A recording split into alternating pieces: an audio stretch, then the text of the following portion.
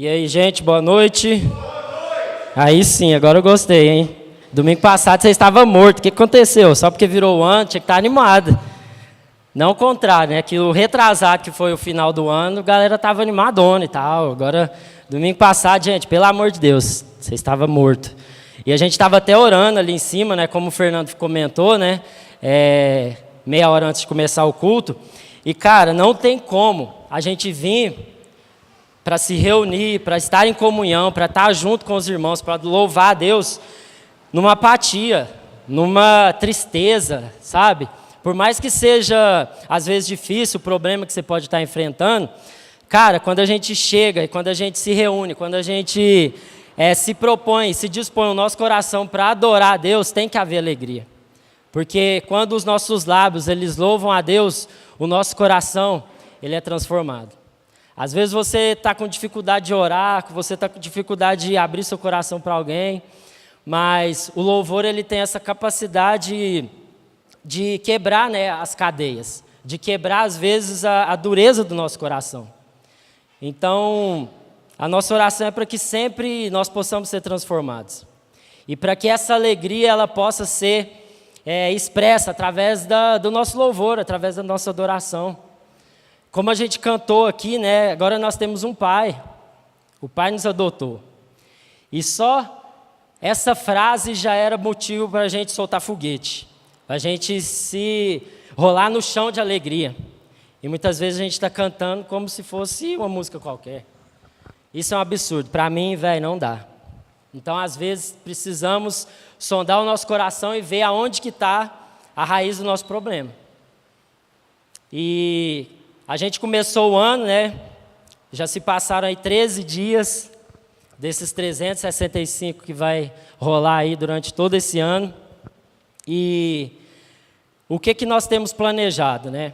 Esse mês a gente vai focar, né, um pouco naquilo que a gente precisa entender em Deus para que a gente tenha um ano excepcional, um ano extraordinário na presença de Deus. Um ano em que muitas coisas vão melhorar e nós iremos romper em Deus, tanto como igreja e na sua vida pessoal também. Então, durante esses cultos de domingo, a gente vai estar abordando a respeito disso. E hoje a gente vai falar um pouco de planejar, de como que nós podemos planejar para que o nosso ano, para que a nossa vida, ela de fato seja uma vida extraordinária, seja um ano melhor em todas as áreas da nossa vida. E antes de entrar em si na palavra, eu queria orar, para que a gente possa ser inspirado pelo Espírito, para que a palavra de Deus fale com você, fale o seu coração e transforme o seu entendimento. Amém? Feche seus olhos aí. Senhor Deus, obrigado por esse tempo, Pai. Que a Tua palavra possa transformar o nosso coração, Pai. Possa transformar a nossa mente, Pai. Quebra o nosso coração de pedra, quebra o nosso coração duro, insensível, Pai. Muitas vezes, Pai. Deus, que a Tua palavra venha penetrar, Deus, como uma espada, Deus, de 2 gumes, Deus, que divide todas as coisas, Pai. No nome de Jesus, Pai, que a semente, Deus, possa cair em terra fértil, Pai. E que nós possamos, Paizinho, crescer, que nós possamos, Deus, nos tornar homens e mulheres, Paizinho, dignos de sermos chamados cristãos, Pai. No nome de Jesus nós oramos e agradecemos. Amém. Amém. Galera, é o seguinte, muitos gostam de planejar, né? Muita gente vai chegando no final do ano, em dezembro, ali no finalzinho, e às vezes vai bater naquela bad, né? Fala, nossa, velho, acabou mais um ano. E aí muitos já ficam pensando no aniversário, né? Falando, vou fazer aniversário, vou ficar mais velho, né? E aí começa a pensar na vida, falando, eu estou com tantos anos e até agora minha vida é assim, assim, assim, e o que eu vou fazer, como é que vai ser? E aí a gente começa a planejar. E muitos gostam de escrever, de anotar, outros gostam de, às vezes, colocar no computador, de pôr no celular. Outros gostam apenas de memorizar. Fazem uma breve reflexão, uma breve análise e deixam isso no campo das ideias. E pensa, olha, esse ano eu preciso disso, daquilo, e começa a planejar mentalmente. E uma coisa que eu queria te dizer, às vezes você não sabe, existem algumas pesquisas que falam que aquelas pessoas que anotam os seus planos, elas têm mais probabilidade de fazer acontecer esses planos do que aquelas que apenas ficam no campo das ideias. Porque quando você anota, você está fazendo um exercício neurológico para que você se lembre daquilo e para que você se comprometa com aquilo que você está planejando. Porque se você deixa apenas o campo das ideias, meu irmão, as ideias, elas são uma viagem. A gente pensa coisa todo segundo, todo momento, a nossa mente divaga, a nossa mente viaja num monte de coisa que às vezes não deve, de coisas que deve também, mas a nossa mente é um campo fértil. Nós imaginamos muitas coisas. E se você planeja apenas o campo da imaginação, apenas no campo das ideias mesmo, você não consegue ter uma firmeza naquilo que você mesmo está se propondo para realizar. Então, existe uma probabilidade menor. E aí, o que acontece? Existem dois tipos de pessoas. Aquelas que planejam demais, aquelas que querem planejar tudo, os mínimos detalhes da vida, cada dia da semana, cada mês, cada semana, todas as áreas, ela quer planejar tudo. Então, ela não tem um caderno de anotação, ela tem um livro, onde ela já descreveu tudo que ela vai fazer, como que ela vai realizar, o que ela precisa fazer para levantar o dinheiro, às vezes para fazer alguma coisa, o que ela precisa mudar para poder atingir um objetivo, quais são as formas e quais são os hábitos que ela precisa mudar para poder chegar num determinado ponto e ver que algo mudou na sua vida. E essa pessoa, ela fica numa paranoia. Ela fala, não, se eu não planejar essa área da minha vida, eu não sei o que vai acontecer. E aí ela é louca no planejamento. Ela não consegue fazer nada sem consultar o seu caderno, sem consultar o seu livro. E existe um problema aí, que depois eu vou estar falando. Mas eu queria que você abrisse a sua Bíblia lá em Tiago. Tiago, capítulo 4, versículo 13.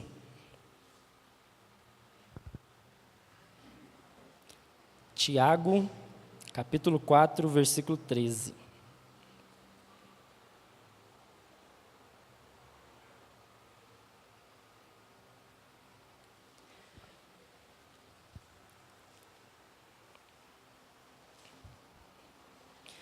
Pois traz uma água aí para mim, fazendo favor.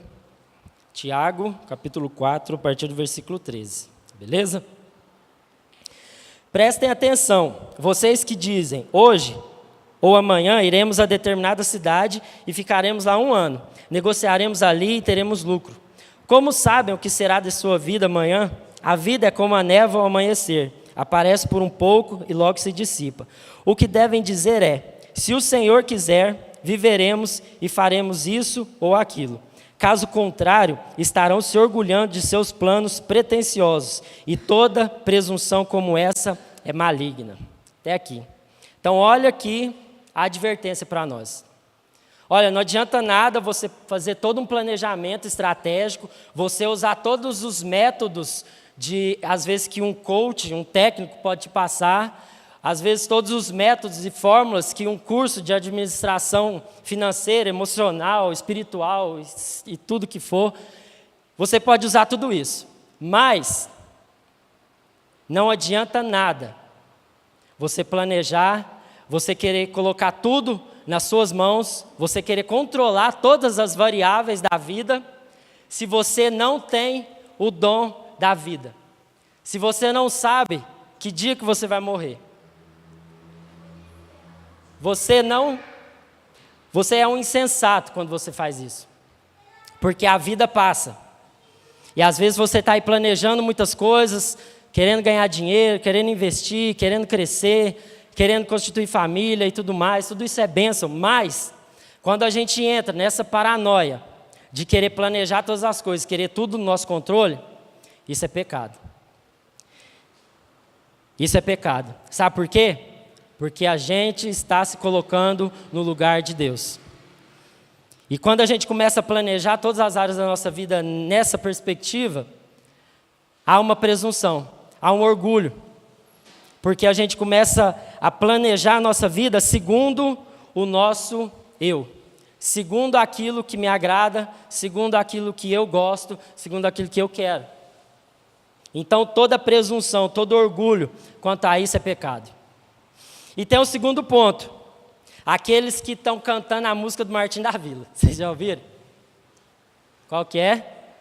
Deixa a vida me levar. Vida leva eu, deixa a vida me levar.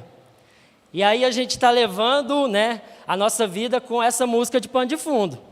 Porque acham que, eu não preciso planejar então. Mas então agora, deixa o barco correr, deixa a água descer, porque eu não vou planejar nada então. E aí a gente entra nos dois extremos. E às vezes você está em um desses extremos. Ou você está planejando demais, ou você está ligando aquele botãozinho, que eu não vou falar aqui agora, porque é censurado, né? E aí deixando as coisas acontecerem. E existe um perigo, um dos vários, né? Quando a gente não planeja nada na vida. O primeiro é, se eu não sei para onde eu quero chegar, qualquer caminho serve. Se eu não tenho uma direção e uma noção de propósito e de destino, qualquer caminho que me for apresentado, eu vou entrar nele. E aí, existem vários caminhos. Mas um só caminho leva à salvação, que é Jesus Cristo. Então, às vezes, você vai se empolgar com outros caminhos que vão te dar uma folga, que vão te dar um jeito mais fácil de chegar lá. Mas quem diz que o caminho mais fácil, o caminho mais rápido é o melhor para você? E aí a gente começa a entrar nisso aí, tem que tomar muito cuidado. E segundo ponto, quando a gente não planeja, quando a gente não sabe aonde a gente quer chegar, os outros passam a tomar decisão por nós. Como eu não tenho opinião própria, como eu não tenho um senso de direção, propósito e destino na minha vida, as pessoas passam a decidir por mim. Isso é natural. E aí eu começo a ser influenciado pelas pessoas que eu ando. E aí eu quero dar um exemplo, inclusive pessoal, que quando eu estava terminando o colegial, eu quase entrei numa furada. Porque estava naquele negócio, né? Você vai estudar, você vai trabalhar, o que você vai fazer da vida, né? Porque agora terminando o colegial, e aí, né? Não dá para você ficar aí vagabundando o dia inteiro. E aí na minha família tem um primo que ele era um dos tops do quartel, do exército. Ele fez o NPOR, aqueles cursos que tem que fazer para você ganhar mais, para você crescer dentro do quartel. Você não entra como réu, mas você entra como um aspirante, um estudante. E a minha família inteira começou a colocar isso na minha cabeça. Falou, você vai seguir o que seu primo está seguindo. Olha aí, menino bom, está ganhando bem, tem chance de crescer, vai ter carreira, no mínimo 7 anos aí da vida você vai estar estabilizado. E na época ele já estava lá em Brasília, lá trabalhando nos Dragões da Independência, e ele era brabo mesmo. Eu olhava para ele e falava, massa.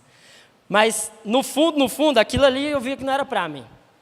Falei, não, quartel, nossa, eu vou morrer ali, eles vão me matar. Na hora que eu começar a fazer tanto de exercício, começar a correr, pular aqueles bagulho lá, rolar no meio do mato, entrar no meio das cavernas, sei lá, velho, eu ia morrer. E aquilo para mim era algo pavoroso. Falei, não estou afim. Mas aí o burro aqui continuou, né? Falei, então beleza, né? Então vai. Aí eu fui conversar com um cara que estava na faculdade comigo, que eu já tinha entrado, e ele era sargento. E aí a gente conversando e tal, e tudo, e tinha um outro primo também que fazia parte. E olha só, eu já tinha sido dispensado na primeira chamada, naquela que é automática, que vem de Brasília, mas aí eu não, eu quero isso, o pessoal está falando, então vamos. E aí eu fiz um outro primo que também fazia o quartel, voltar o meu nome, eu não sei se alguém já conseguiu fazer isso. E aí voltaram o meu nome para eu fazer parte do processo seletivo de novo, que era fazer as provas, exame físico e tudo mais. E aí eu fui fazendo, e fui passando, não sei como, que eu estava ali, mas não queria. Até que chegou no último dia, no último teste, na sexta-feira, eu lembro, que naquele dia ou eles me pegavam, na segunda-feira eu já começava, ou naquele dia eu era dispensado. E aí me deu a louca, eu falei, o que eu estou fazendo da minha vida? Deixa eu sair daqui. E aí eu conversei com outro cara que estava na faculdade comigo, que era sargento, e aí ele conseguiu me ajudar e tirar meu nome, falar que eu não queria, e aí eu consegui me livrar. Agora olha só aonde eu quase entrei. Por conta de quê? De uma falta de senso, de propósito, de destino para aquilo que eu queria para a minha vida. É claro que na minha pouca idade eu também não sabia muita coisa, o que eu queria. Mas muitas vezes, agora nós também estamos vivendo desse jeito.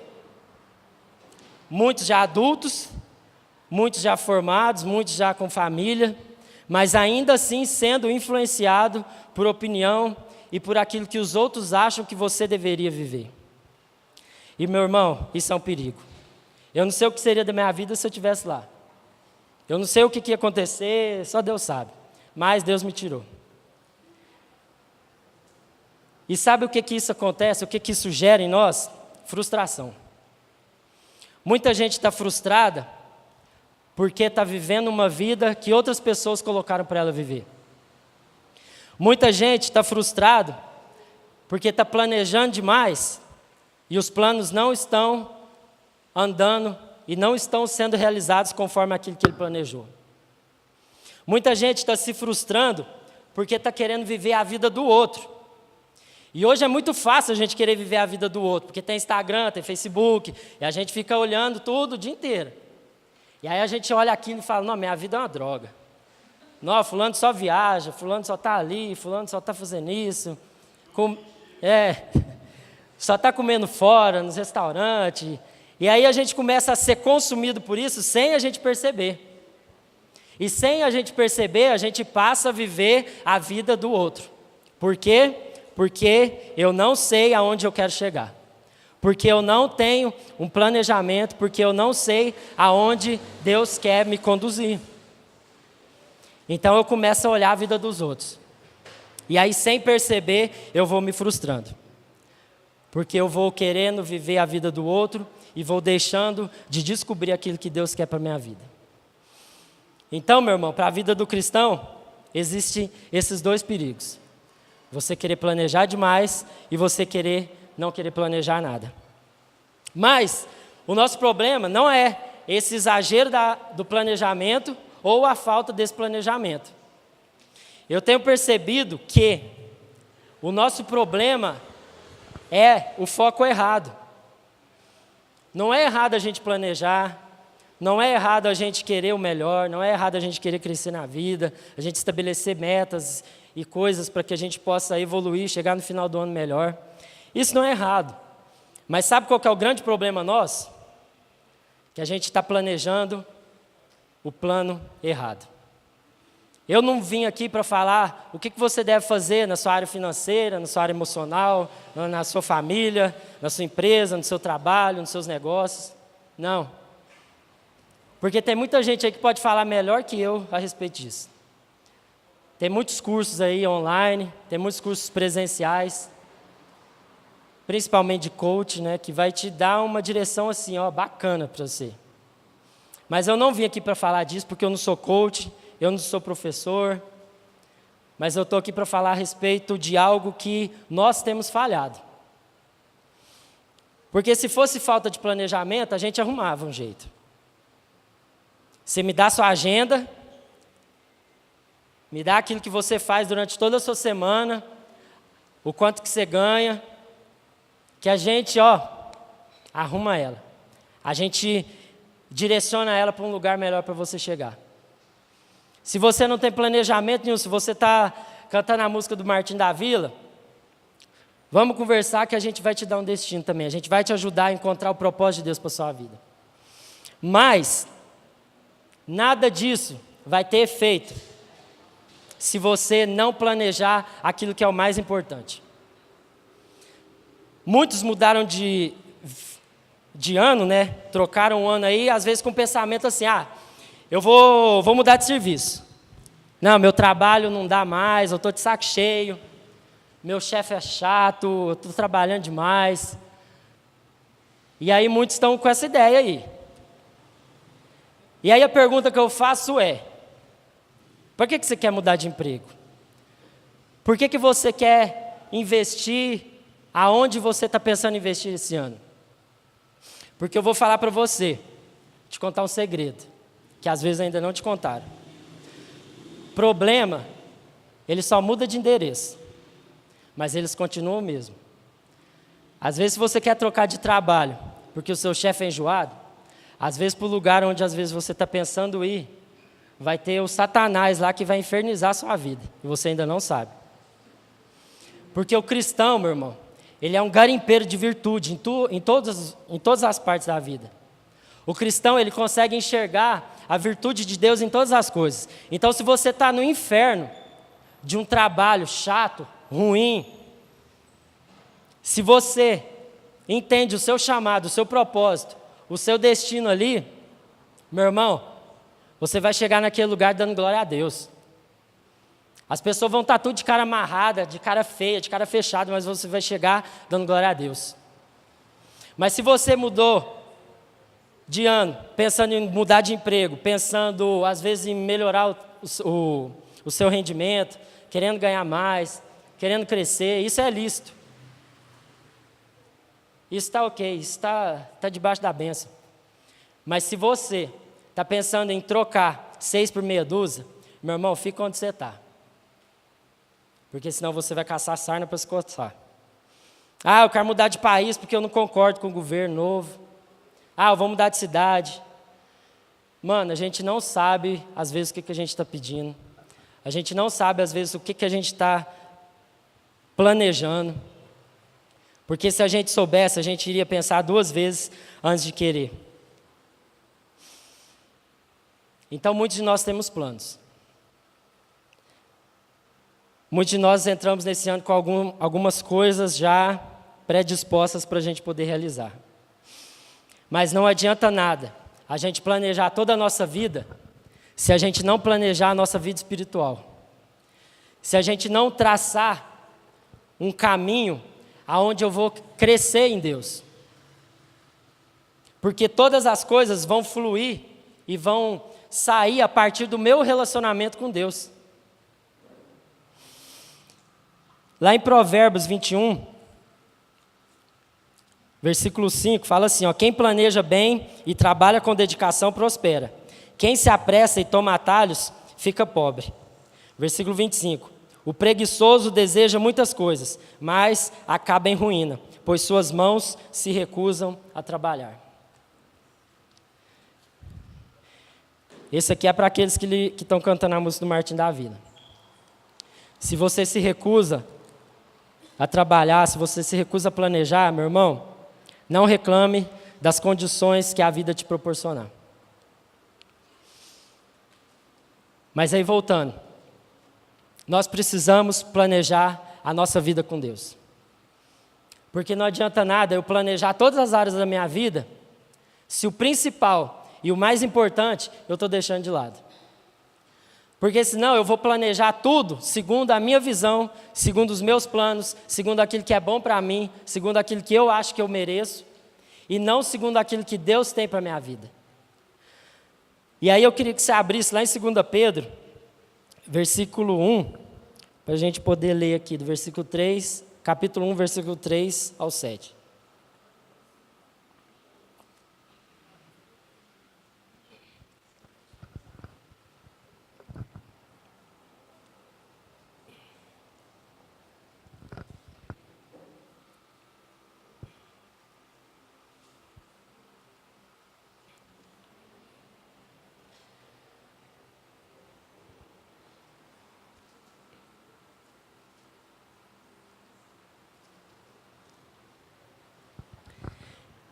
Deus, com seu poder divino, nos concede tudo de que necessitamos para uma vida de devoção, pelo conhecimento completo daquele que nos chamou para si, por meio de sua glória e excelência. E por causa de sua glória e excelência, Ele nos deu grandes e preciosas promessas. São elas que permitem a vocês participar da natureza divina e escapar da corrupção do mundo causada pelos desejos humanos. Diante de tudo isso, esforcem-se ao máximo para corresponder a essas promessas. Até aqui.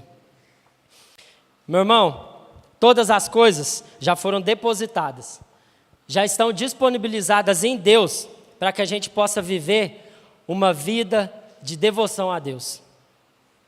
O que você está esperando para organizar isso? Me fala. Você está esperando você ficar doente? Você está esperando você quase morrer para você entender a importância da oração? Você está esperando acontecer uma tragédia para você se render aos pés de Jesus e reconhecer que Ele é o Senhor da sua vida? Porque, tudo que nós precisamos para viver uma vida em devoção a Deus já foi disponibilizado na cruz de Cristo. Então nós precisamos organizar. Nós precisamos de alguma forma mover as águas aí, porque senão esse ano, mano, vai ser a mesma coisa do ano passado. Albert Einstein falou o seguinte, ele falou assim, ó, é insensatez você querer fazer as mesmas coisas e ter os resultados diferentes. É burrice você fazer as mesmas coisas e esperar um resultado diferente no final. Então, se você levar a vida como você levou o ano passado, você não vai progredir em nada. Se você quiser fazer as mesmas coisas que você fez o ano passado, você não vai avançar em nada. Aonde você quer chegar no final do ano? Como que você quer estar com Deus quando chegar em dezembro? Porque essa é a reflexão que nós precisamos fazer aqui hoje. É isso que nós precisamos trazer à memória. Aqui fala que por causa de sua glória e a sua excelência, Ele nos concedeu grandes e preciosas promessas. São elas que permitem a vocês participarem da natureza divina e escapar da corrupção do mundo causada pelos desejos humanos. Diante de tudo isso, esforcem-se ao máximo para corresponder a essas promessas. Meu irmão, as promessas já estão disponibilizadas para nós. Tudo aquilo que Deus tinha que fazer para que a gente pudesse viver uma vida plena, já foi feito. Inclusive o tema desse ano é plenitude, do Ministério Sal da Terra. Será que você quer de fato ser pleno? Porque muitas vezes eu fico vendo umas postagens e falo, nossa, a pessoa é plena, né? Plena, oh, plenitude. Eu fico vendo aquilo, você não sabe de nada. Porque a plenitude de Deus não tem nada a ver com aquilo que nós estamos falando. Mas se nós quisermos alcançar essas promessas, sabe de uma coisa? Nós precisamos nos esforçar. Existe um esforço para que a gente agora alcance as promessas e os propósitos de Deus para a nossa vida. Mas a gente é tão preguiçoso, muitas vezes a gente é tão apático, que Deus disponibiliza algo, fala, ó, é só você pegar. E aí a gente não tem a coragem de dar um passo para acessar essas promessas. É a mesma coisa de você estar num deserto e ter um oásis. Você sabe que tem um oásis a 5 metros de distância. E que se você for lá, você vai matar sua sede. Mas você não tem coragem de ir. Você não se move em direção àquele oásis onde tem a água. É a mesma coisa na nossa vida.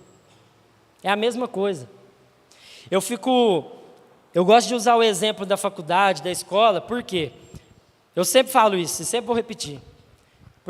Por que na faculdade, na escola, a gente precisa ter uma disciplina em poder participar das aulas? Porque quem estudou aqui, quem ainda estuda, sabe. Falta um dia, falta uma semana para você ver. O que acontece? Você vai ter que pegar o caderno inteiro, às vezes, do seu colega, para poder copiar, né? Na minha época, escrevia tudo na lousa, né? E a galera copiava tudo. Hoje eu não sei como é que está ainda. Mas a gente precisava pegar o caderno emprestado para poder pegar, né? Hoje o pessoal tira foto, né? Falta lá na aula e tira foto. E por que a gente tem essa disciplina? Se a gente quer um diploma, se a gente quer formar, a gente sabe que se a gente faltar, a gente vai tomar pau. E por que a nossa vida espiritual a gente não faz o mesmo? Porque é a mesma coisa. Por que existe uma apatia de participar do culto, do pequeno grupo, da exposição bíblica, da comunhão, das reuniões? Sendo que é através desses mecanismos que a gente vai encontrar força para vencer na vida. E um outro exemplo também é o exemplo da academia, clássico, né? Até o Ari comentou domingo passado. Mas eu queria dar uma outra abordagem, por quê? Porque na academia, quem fez aqui sabe, né? É difícil você fazer sozinho. Você no começo pode até ir, mas se não tiver alguém para ir com você, em pouco tempo você vai desistir, você vai desanimar. Porque, velho, quem fala que gosta daquilo ali, para mim é doido. Sinceramente. É doido. É. Só para conversar. Mas vendo pelo lado da nossa saúde é bom. Mas você não vai conseguir ir por muito tempo sozinho. E ainda vou mais além. Se não tiver alguém para estar ali te instruindo naquilo que você deve fazer, você vai fazer as coisas que você menos sente dor. Já perceberam? Você fala, não quero malhar isso aqui não. Aí como não tem um instrutor, não tem um profissional ali para te orientar, você vai dando migué. E aí depois a gente vai vendo as diferenças, né? A pessoa não consegue ficar muito tempo de pé, porque ela não malha a perna, não consegue segurar muito peso, porque os braços estão bem fracos. E aí começa a ter as consequências. E na nossa vida espiritual é a mesma coisa. É a mesma coisa, não tem como a gente caminhar com Deus sozinho. Não tem como a gente viver uma espiritualidade saudável se a gente não for ensinado por aqueles que já andaram num caminho anterior ao nosso. Por pessoas experientes, pessoas maduras, pessoas que conhecem da palavra. Porque você pode estudar sozinho. Inclusive, nós somos incentivados a fazer isso. Temos o plano de leitura ali. Isso tudo é bênção. Mas nem tudo você vai aprender sozinho. É por isso que viver a igreja é algo sobrenatural. Porque nós precisamos uns dos outros. Aonde eu estou capengando, você vai me ajudar. Aonde você está tendo dificuldade, eu vou te ajudar. E assim nós vamos andando. Nós vamos caminhando. Faça uma análise do seu 2018. Quais lutas seriam vencidas ou evitadas se você tivesse orado mais? Quais tretas você teria se afastado se você, ao invés de ficar lá no Facebook enchendo o saco de todo mundo querendo explicar a sua posição, você não estivesse lendo a Bíblia? Quais problemas, quais lutas você teria passado com mais tranquilidade se ao invés de você estivesse lá esforçando ao máximo com suas forças, tentar vencer, você não estivesse de joelhos lá no seu quarto orando, clamando a Deus? Mas não. Muitos adoeceram no ano passado, porque foram consumidos por lutas, por pautas que poderiam ser evitadas, que poderiam ser amenizadas se o nosso coração tivesse alinhado com o coração de Deus. Muitos se foram, muitos ficaram pelo meio do caminho. Às vezes você está aqui hoje é por causa da graça de Deus, pela misericórdia de Deus, porque você também pensou em desistir. Você pensou também em chutar o balde, falar, eu não quero mais saber disso. Mas se restou uma pontinha, uma fagulha do Espírito Santo no seu coração, foi Ele que te lembrou que o principal, que o mais importante é você cuidar do seu relacionamento com Deus. E automaticamente o seu relacionamento com os irmãos, eles seriam curados. Mas a gente quer fazer o contrário. A gente acha que se os nossos relacionamentos externos estão ok, ou estão tretados, é inversamente proporcional ao meu relacionamento com Deus. Meu irmão, é diretamente proporcional. Se eu não tenho um relacionamento com Deus saudável, meu irmão, o resto à minha volta vai começar a feder. Você toma banho uma vez por semana? Só no domingo? Você usa desodorante só no domingo? Ninguém faz isso. Mas é isso que a gente está fazendo. Porque a gente só tira tempo para Deus no domingo. E no pequeno grupo, e olhe lá. E aí muitas vezes a gente não sabe por que a gente está fedendo. Por que o CCzão espiritual lá está, matando a sua esposa, matando o seu pai, matando a sua mãe, matando o seu irmão? Por que o seu pecado está fazendo a sua namorada pecar, o seu namorado cair? Porque você deixa para cuidar da sua vida espiritual só no domingo. Só no momento, às vezes, em que a vaca vai para o brejo. E aí, não vai ter muita coisa, às vezes, para a gente fazer, a não ser chorar junto. A não ser te abraçar e clamar a Deus por misericórdia.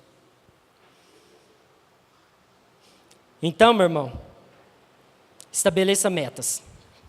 Metas espirituais.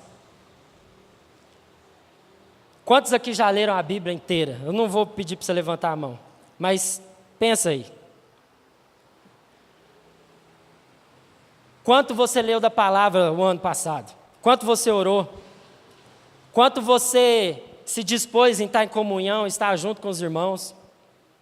Quando que estar em comunhão, em vida de igreja, foi prioridade na sua vida? Que você não trocou por outros eventos, por outros entretenimentos que eram melhor do que estar aqui? Então, você precisa fazer essa análise. Como é que foi o ano passado? Beleza, analisei. Agora, estabeleça metas. Metas palpáveis. Quer um exemplo? Eu vou ler a Bíblia esse ano.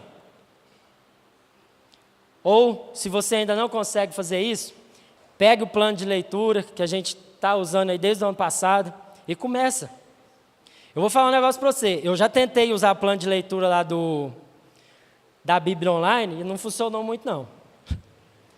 Mas esse aqui que a gente fez funciona. Por quê? Porque eu marco lá. Toda vez que eu pego aquele papelzinho e vejo uns dias lá sem rabiscar, mano, falo, não, está errado. Eu preciso colocar em dia. Eu não posso deixar isso aqui faltar. Porque a mesma coisa Deus está deixando de tomar banho. Então começa com um plano de leitura. Se você não tem o hábito de orar em casa, meu irmão, começa com pouco. Lutero, ele fala que tinha tanta coisa para ele fazer, que ele precisava orar no mínimo 3 horas por dia. Agora você imagina, o cara que Deus levantou para enfrentar um sistema de 1500 anos que estava estabelecido. Cara, da onde que esse cara encontrou força, coragem, vigor para fazer o que ele fez? Me fala. Se não foi em Deus. Mas não. A gente quer fazer um monte de planejamento para 2019. A gente quer fazer um monte de coisas esse ano acontecerem. Mas a gente não está orando nada. O nosso tempo de oração é medíocre.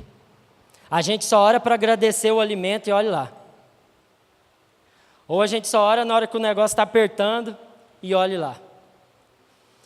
Então, se você tem muitas coisas planejadas para esse ano para fazer, meu irmão, eu quero te dar uma notícia. Ore. Ore muito mais do que você orou ano passado. Se você orava 10 minutos, passe a orar 20. Se você orava 5, passe a orar 10, mas estabeleça metas palpáveis e reais.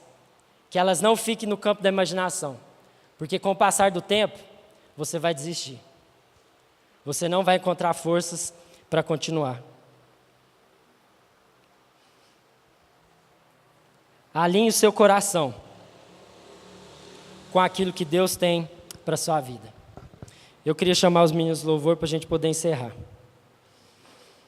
E convidar você para que a gente abra agora lá em Isaías 55, no versículo 8. Lá no Antigo Testamento, Isaías 55.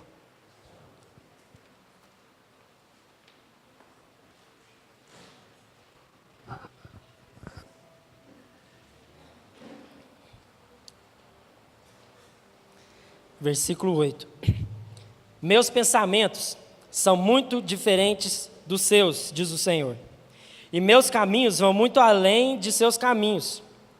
Pois, assim como os céus são mais altos que a terra, Meus caminhos são mais altos que seus caminhos, e meus pensamentos mais altos que seus pensamentos. Até aqui. Meu irmão, às vezes você está fazendo a coisa errada. Você está querendo planejar tudo e então orar para Deus poder abençoar aquilo que você planejou.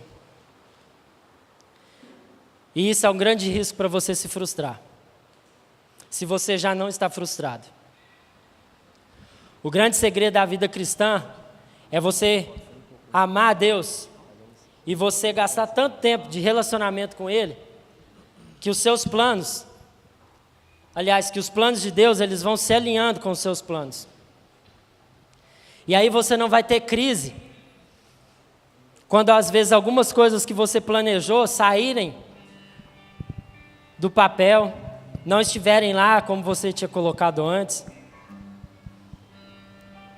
Mas você precisa fazer o caminho inverso. Como é que está a sua vida com Deus?